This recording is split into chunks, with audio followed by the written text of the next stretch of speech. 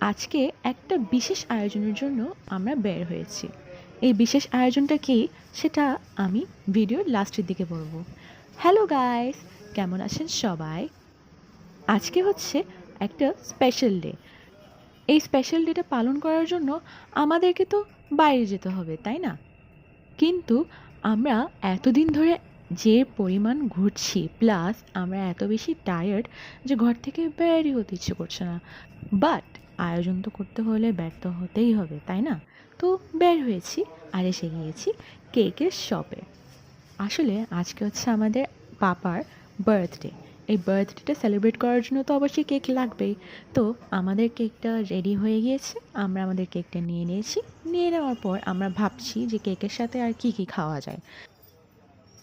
এরপরে মনে পড়লো যে আম্মু তো বাসায় স্পেশাল নেহারির আয়োজন করেছে, আর নেহারের সাথে তো নান রুটি আর পরোটাই অনেক বেশি ভালো যায়। তো আমরা ওটাই নিয়ে নিয়েছি।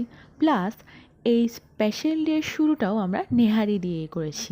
নেহারি আর হোমমেড পরোটা, বাহ!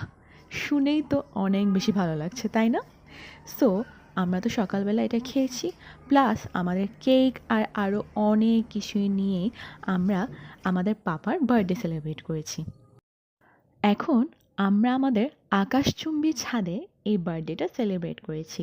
কেক, নেহারি, দই, মিষ্টি, মানে সব কিছুই আমাদের পাপার অনেক বেশি পছন্দের, আমাদেরও অনেক বেশি পছন্দের।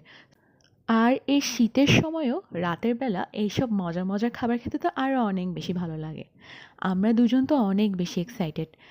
আমরা জাস্ট খাবারের দিকে তাকায় আছি আর ওয়েট করছি যে কখন আমরা এই খাওয়াটা স্টার্ট করব।